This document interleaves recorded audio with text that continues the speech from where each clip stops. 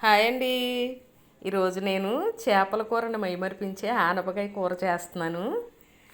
ఈ కూర పొడిసి పులుసు అంటారండి. ఈ కూరకి 2 ఉల్లిపాయలు 3 పచ్చిమిర్చి తీసుకున్నాను. ఆనపకాయ శుభ్రంగా కడిగి పసుపు రాయాలి. పసుపు రాసి చీపురు పుల్ల కూడా శుభ్రంగా కడిగి ఆనపకాయ అంతా అలా పొడవాలి. ఈ కూరకి లేతకాయ ఉండాలండి, గింజలు పట్టకూడదు. పొడిసాక కట్ చేస్తున్నాను. చిన్న ముక్కలు కట్ చేయకూడదు, కొంచెం పెద్దగానే ఉండాలి. చిన్న ముక్కలు అయితే చిదురైపోతాయి.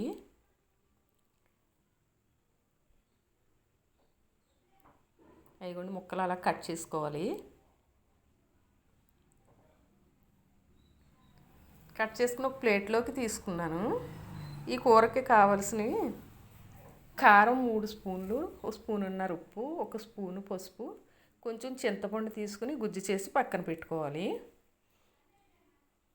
మసాలా కోసం 1 స్పూను గసగసాలు, 4 లవంగ ముగ్గలు, 1 ఇలాచి, 1 స్పూను జీలకర్ర, 1 స్పూను ధనియాలు, 6-7 వెల్లుల్లి రేఖలు, 1 ఇంచు అల్లము తీసుకున్నాను. ఉల్లిపాయలు కచ్చపిచ్చ కుమ్ముకోవాలి. కొంతమంది మిక్సీలో వేసుకుంటారు, నేను మిక్సీలో అయితే వేయను. నూరుకుని పక్కన పెట్టుకుని మసాలా కూడా రెడీ చేసి పక్కన పెట్టుకుందాం.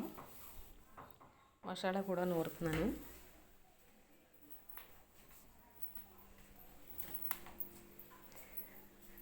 కలవలో నూరిన మసాలా మంచి ఆరోగ్యం, ఆడవారికి ఎక్సర్సైజ్ కూడా అంటారు. మసాలా రెడీ అయిపోయింది. ఇప్పుడు స్టవ్ వెలిగించి గిన్నె పెడతాం. గిన్నె పెట్టి 6 స్పూన్ల ఆయిల్ వేసాను. ఆయిల్ కాగాక పచ్చిమిర్చి, మనం గుజ్జు చేసుకున్న ఉల్లిపాయ గుజ్జు వేసాను. ఉల్లిపాయ గుజ్జు బాగా వేగాక తీసుకున్న ఆనపకాయ ముక్కలు వేసాను. ఆనపకాయ ముక్కలు కొంచెం వేపి మూత వేయాలి. ఆనపకాయ ముక్కల నుంచి ఆయిల్ బయటకు వచ్చాక అదిగోండి, ఆయిల్ బయటకు వచ్చేలాగా వేగాలి. అయ్యో, ఇప్పుడు తీసుకున్న ఉప్పు, కారం, పసుపు వేసేస్తున్నాను.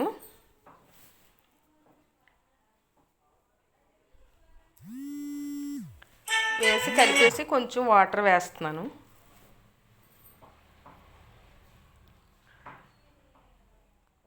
వాటర్ వేసి మూత పెట్టి ఒకసారి కలిపి మూత పెట్టేయాలి. అదిగా ఉడుకుతుంది. ఇప్పుడు తీసుకున్న చింతపండు పులుసు ఉంది కదా, పులుసు వేసేద్దాము.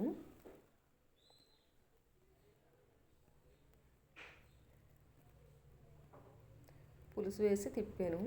1 నిమిషం అయ్యాక ఉప్పు చూస్తున్నాను, ఉప్పు తగ్గింది. 1 అర స్పూన్ ఉప్పు వేసాను. ఉప్పు వేసి మూత పెట్టేస్తున్నాను.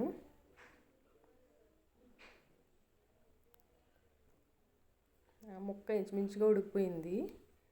నూరుకున్న మసాలా వేసేస్తున్నాను.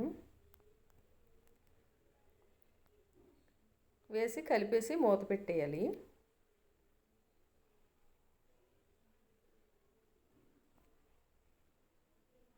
అదిగోండి, దగ్గర అయిపోయింది కూర.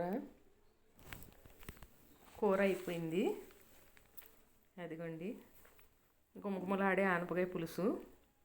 ఆనపకాయ పులుసు అని మొహం చిట్లించే వాళ్ళు కూడా ఆస్వాదిస్తూ తింటారండి. ఆనపకాయ పులుసు రెడీ. వీడియో నచ్చితే లైక్ చేసి